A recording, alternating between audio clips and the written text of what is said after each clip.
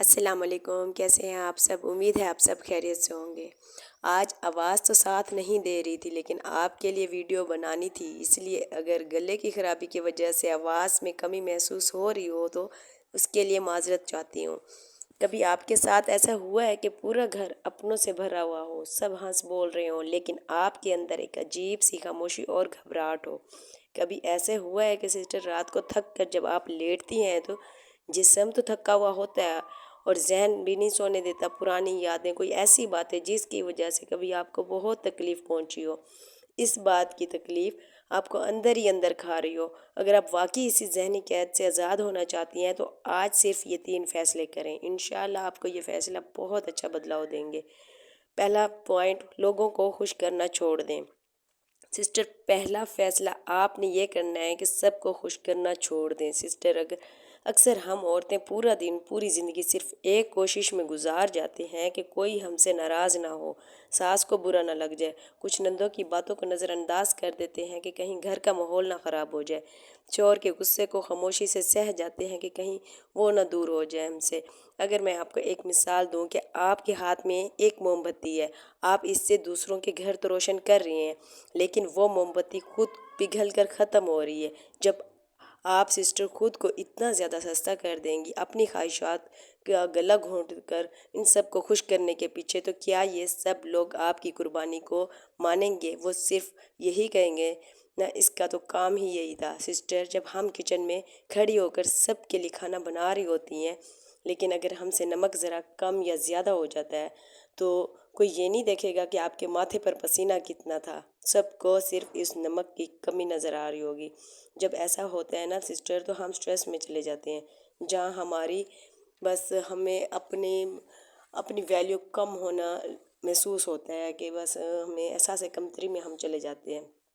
ہماری محبت اور محنت کو صرف ڈیوٹی ہی سمجھ لیا جاتا ہے۔ لوگوں کو راضی کرنے کے چکر میں خود کو اتنا بھی نہ تھکا دیں اور اپنا سکون داؤ پر نہ لگائیں۔ کبھی کبھی نو کہنا بھی ضروری ہوتا ہے۔ کبھی کبھی اگر آپ بہت تھک جائیں تو آپ کہنا سیکھیں، میری ہمت نہیں ہے آج۔ یقین کریں سسٹر، جو آپ کو ویلیو دیتا ہوگا نا، وہ آپ کی تھکن کو بھی سمجھے گا، اور جو نہیں سمجھے گا آپ انہیں کبھی خوش نہیں کر سکتے۔ اس بوجھ کو اتار کر پھینک دیں، لوگ کیا کہیں گے۔ دوسرا پوائنٹ، ماضی کو نہ یاد کریں۔ اکثر سسٹر آپ نے نوٹ کیا ہوگا کہ ہم میں سے اکثر عورتیں باتوں کو نا دل کے کسی الماری میں نا سجا کر رکھ لیتی ہے۔ وہ باتیں جو سسرال والوں نے 10 سال پہلے کہی تھی، وہ تن جو کسی اپنے قریبی رشتہ دار نے آپ کی شادی پر یا آپ کے بچوں پر کیا تھا، یا پھر سسٹر وہ دکھ جو آپ کو تب ملا جب آپ کو سہارے کی سب سے بڑی ضرورت تھی۔ ہم اکثر ایسی باتیں یاد کر کے خود کو تکلیف دے رہی ہوتی ہے اور پھر سے رونے لگ جاتی ہے جو ہم برسوں پہلے اس دکھ سے روئے تھے۔ جیسے کہ مثال کے طور پر سسٹر، اگر ہمارے ہاتھ میں ایک زخم ہوا، جیسے روز روز خریدے، تو کیا وہ زخم کبھی صحیح ہو جائے گا؟ وہ صحیح نہیں ہوگا، وہ کبھی زخم نہیں بھر پائے گا، وہ زخم ہمیشہ ہرا رہے گا اور ہمیشہ درد دیتا رہے گا۔